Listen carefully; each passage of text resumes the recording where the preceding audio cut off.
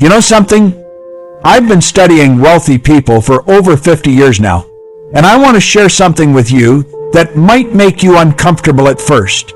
There are people right now, at this very moment, who are making more money while they sleep than most people make in an entire year. And here's what really gets people fired up. They're not necessarily smarter than you, they're not working harder than you, and in many cases they didn't start with more than you. So what's the difference? What do they know that you don't? Stay with me because I'm going to prove to you with actual evidence why some people get rich and others don't. And more importantly, I'm going to show you how to get on the right side of that equation starting today. Now, before you roll your eyes and think this is another one of those get-rich-quick schemes, let me tell you something. I know exactly where you are right now. You're working hard, maybe harder than you've ever worked. You're doing everything you're supposed to do. You show up on time. You put in the hours. You follow the rules. And yet, at the end of the month, you're still wondering where all the money went. You look at your bank account and think, is this it?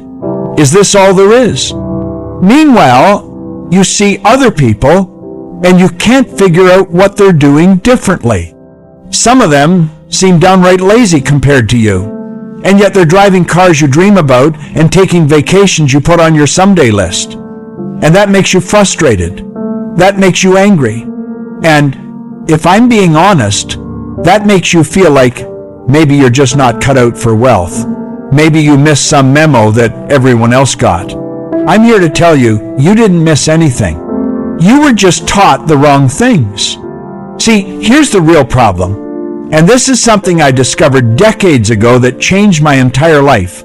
Most people have been programmed since childhood to think about money all wrong. Your parents, your teachers, society, they all taught you that money is something you earn by trading your time for it. You work an hour, you get paid for an hour. You work hard, you get paid well. You don't work, you don't get paid.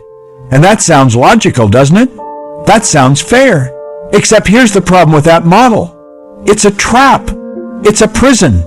Because there's a limited number of hours in your day, which means there's a ceiling on how much you can earn. And wealthy people, they figured out a long time ago how to break through that ceiling. They stopped trading time for money and started using a completely different system. Let me give you some proof here. Did you know that over 80% of millionaires are first-generation wealthy? That means they didn't inherit it, they created it. And here's another one. A study of 10,000 millionaires found that the average millionaire has 7 different streams of income. 7, not one job, not 2 side hustles, 7 different sources of money flowing in. Now, why is that? Why do wealthy people do this? Because they understand something fundamental about how money actually works. Money is energy. Money is a flow. And if you only have one pipe bringing water into your house, what happens when that pipe breaks? You're done. You're finished. But if you've got 7 pipes, you're still getting water, even if a couple of them have problems. Now let me explain this in a way that's going to make perfect sense to you, and I want you to really absorb this because this is the foundation of everything. Wealth is not determined by how hard you work. Let me say that again because I know it goes against everything you've been taught. Wealth is not determined by how hard you work. Wealth is determined by the value you provide and how many people you can provide that value to. A ditch digger can work 12 hours a day in the blazing sun and barely make ends meet. Meanwhile, someone who creates an app that helps people organize their day can make millions by helping thousands or millions of people simultaneously. Same 24 hours in a day. Completely different results. Why? Because one person is trading time for money, and the other person created something that provides value over and over again without requiring more of their time. This is what I call the law of wealth. And it's not some mystical thing. It's not some secret the universe is hiding from you. It's actually pretty straightforward when you break it down. The law of wealth states that your income is directly proportional to the value you provide, multiplied by the number of people you can provide that value to, multiplied by your ability to capture a portion of that value. That's it. That's the whole formula. Value times reach times capture. And here's the beautiful part. Once you understand this formula, you can literally engineer wealth. You can design it. You can build it intentionally instead of hoping and wishing and working yourself into the ground. So let's talk about proof. You want evidence that this works? Let's look at some examples. Think about someone like the founder of a successful coffee shop chain. They figured out how to make great coffee and create an experience people love. That's value. Then they figured out how to put that same experience in hundreds or thousands of locations. That's reach. And they figured out how to charge a premium for that experience and turn a profit. That's capture. Value times reach times capture equals wealth. Or think about an author who writes a book that helps people solve a problem. That book can sell to millions of people all over the world. The author writes it once, but the value gets delivered over and over and over again. Or consider someone who creates online courses teaching a skill they've mastered. They teach it once, record it, and then thousands of people can learn from them without the teacher having to show up for every single lesson. Now, I can already hear what some of you are thinking. That's great for them, but I don't have a business. I don't have a product. I'm just a regular person with a regular job. How does this apply to me? And that's exactly the wrong question to ask. That question assumes you're stuck where you are. That question assumes your current situation is permanent. And I'm here to tell you it's not. Your current situation is just a starting point. It's not your destination unless you decide it is. So instead of asking, how does this apply to me? Start asking, how can I apply this? How can I create more value? How can I reach more people? How can I capture a portion of that value I'm creating? Those are the questions that will change your life. Let me give you some practical steps right now. Things you can start doing today. Not someday, not when you have more time, not when conditions are perfect, but today. First step, audit your current value. What are you good at? What do you know how to do that other people struggle with? And don't give me this nonsense about not being good at anything.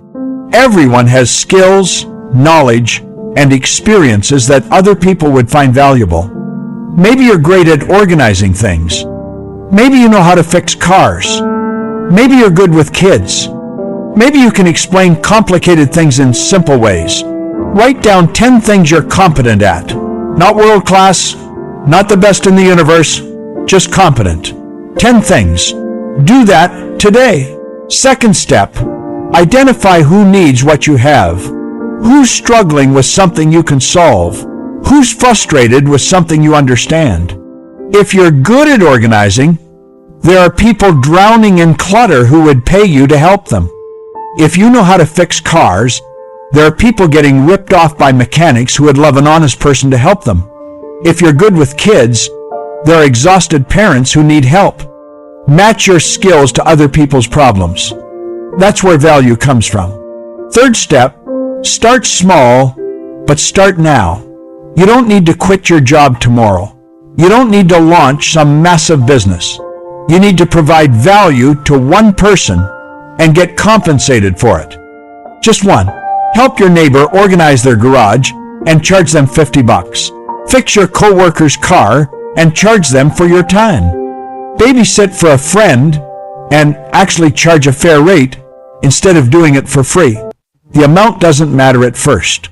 What matters is you're establishing that you can provide value and receive compensation for it.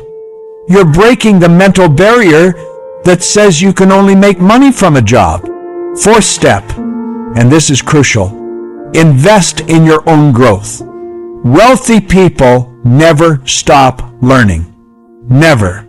They read, they take courses, they find mentors, they invest thousands, sometimes hundreds of thousands of dollars in their own education and development because they understand that The better they get, the more value they can provide, and the more value they can provide, the more wealth they can create. So, what are you learning right now? What skill are you developing? If the answer is nothing, that's your problem right there.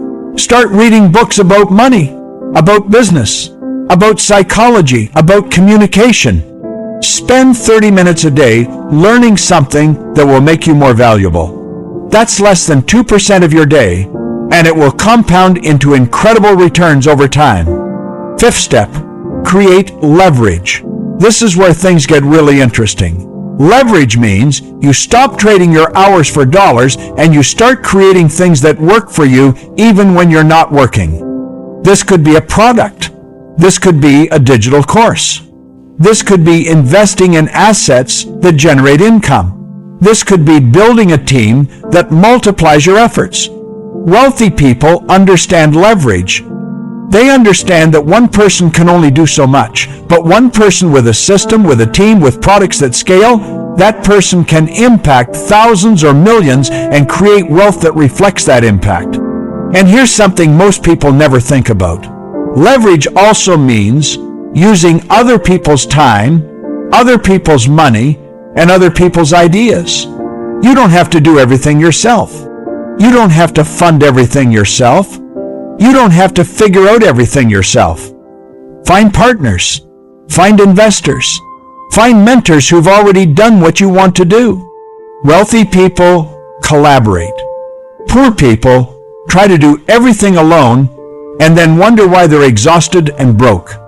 Now, let me tell you something else that's really important, and this might sting a little bit. Your current circle of friends and family might be holding you back. I'm not saying they're bad people. I'm not saying you should abandon them, but I am saying that you become the average of the 5 people you spend the most time with. If everyone around you is broke and complaining about being broke but not doing anything about it, guess what? You're going to stay. If everyone around you thinks wealthy people are greedy or lucky or evil, guess what beliefs you're going to absorb? You need to surround yourself with people who think bigger, who expect more, who are actually building something. Find communities, online or in person, where people are on the same journey you want to be on. Join groups, attend events. Get around people who will challenge you to grow instead of confirming that staying small is okay. Here's another piece of evidence for you. There's been study after study showing that your zip code, your neighborhood, the people you're around most often, those things are stronger predictors of your future income than almost anything else. That's not coincidence. That's not luck. That's the power of environment. So change your environment. Change who you listen to. Change what you expose your mind to every single day. And let's talk about mindset for a minute, because this is where a lot of people get tripped up. You can have all the strategies in the world, all the information, all the opportunities, but if you don't believe you deserve wealth, if you don't believe you're capable of creating wealth, if you have this deep subconscious programming that says money is bad, or wealthy people are greedy, or you're just not that kind of person, you will sabotage yourself every single time.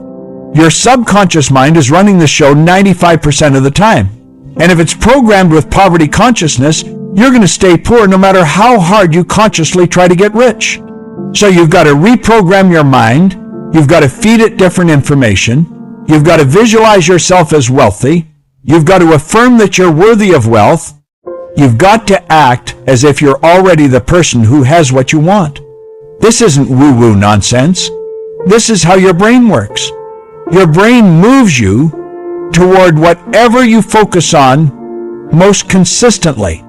So focus on wealth, focus on abundance, focus on the life you want to create, not the life you're trying to escape. Let me give you one more thing to think about. Time is your most valuable asset, but most people treat it like it's unlimited. They waste it, they kill it, they spend hours every day on things that provide zero value and move them 0 steps closer to their goals. Social media, television, gossip, drama, complaining.